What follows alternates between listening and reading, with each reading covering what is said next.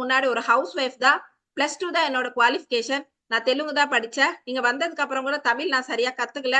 யாராச்சும் பேசுனாங்கன்னா லைட்டா புரியும். ஆனா திருப்பி பேச முடியாது. 15 வருஷம் என் வாழ்க்கை ஹவுஸ் ஒய்ஃப் தான். எங்குமே பிசினஸ் அனுபவம் கிடையாது. எங்க வேலைக்கு போன ஒரு அனுபவமும் கிடையாது. 3 ஆம்பள பசங்க. ஃபர்ஸ்ட் பையன், 2வது ட்வின்ஸ்.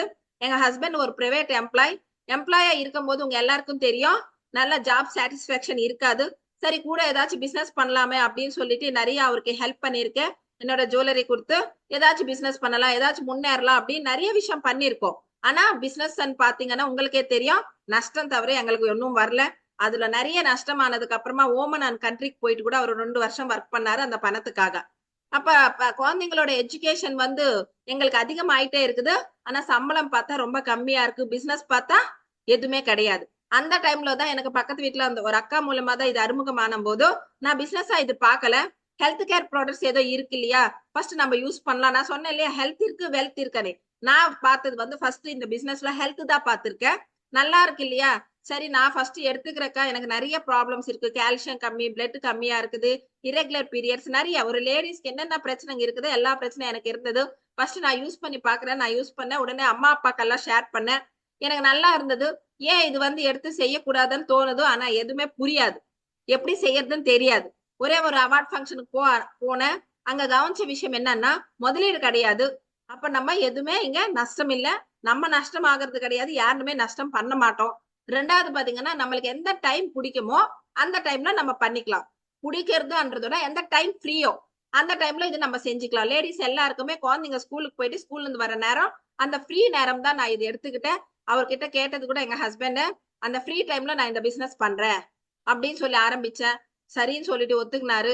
இன்னைக்கு என்னோட வாழ்க்கை எப்படி 360 டிகிரிக்கு நிஜமா போயிருக்கா இல்லையான்னு பாருங்க. 375 ரூபாயில ஆரம்பிச்ச வருமானம் 6000 ஆயி 10,000 ஆயி 14,000 ஆயி ஒரு 10,000 ரூபாய் மட்டும் தான் சம்பாதிக்க முடியும்ன்ற நம்பிக்கையோட தான் வந்தேன் இதுக்குள்ள. எக்ஸ்ட்ரா இன்கம் ஒரு 10,000 ரூபாய் வீட்டுக்கு கிடைக்கட்டுமே, ரொம்ப கஷ்டம். உங்களுக்கே புரிஞ்சிருக்கும். ஒரு பிரைவேட் எம்ப்ளாயா இருந்துகிட்டு 3 ஆம்பளை பசங்க வச்சுட்டு எப்படி வாழ்க்கையை நடத்தி நிற்போம்னு எல்லாருக்குமே தெரியும். நீங்க என்ன லைஃப்ல இருக்கீங்களோ அதே லைஃப்ல தான்.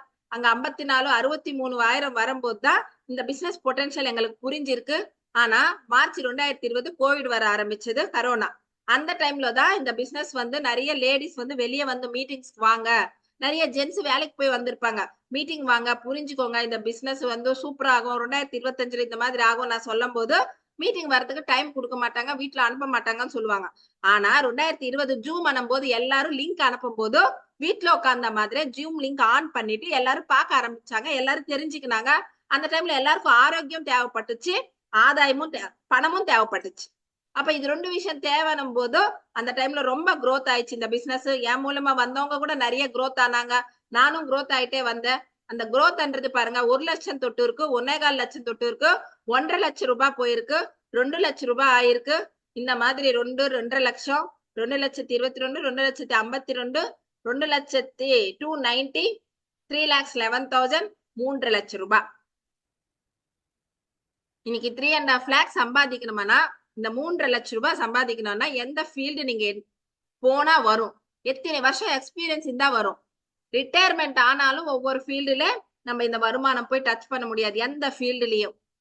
அந்த மாதிரி ஒரு ஆப்பர்ச்சுனிட்டி. அப்படி பிசினஸ் பாத்தீங்கன்னா, நீங்க எவ்வளவு இன்வெஸ்ட்மெண்ட் பண்ணா இந்த 3 லட்சம் ரூபாய் எடுக்க முடியும். ஆனா 1 ரூபாய் முதலீடு இல்லாம இன்னைக்கு 3 லட்சம் ரூபாய் எடுத்துட்டு இருக்கேன்னா, நேரடி வர்த்தக வியாபாரம்ன்றது 2025ல வளர்ந்துட்டு இருக்குதா இல்லையான்னு இப்பவே கரெக்டா இன்னைக்கே சர்ச் பண்ணுங்க.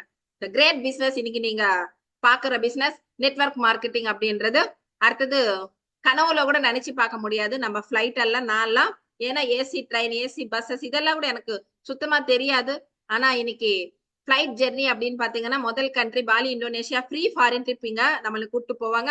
அபுதாபி, துபாய், தாய்லாந்து, மலேசியா, அம்மா அப்பாவோட ஹஸ்பண்டோட போன ட்ரிப் இதெல்லாம். நெக்ஸ்ட் 4வது ட்ரிப் புக்கெட் இன்டர்நேஷனல், 5வது ட்ரிப் பட்டாயா, 28 பேரோட எங்களோட டீமோட போயிருக்கோம். சூப்பரான ஒரு ஃபாரின் ட்ரிப் இது. அடுத்தது பாத்தீங்கன்னா வியட்நாம். இதுல கிரேட் என்னன்னா, நார்மலா நாங்கெல்லாம் ஹவுஸ் ஒய்ஃப்ஸ் +2 சொல்லியிருக்கேன்.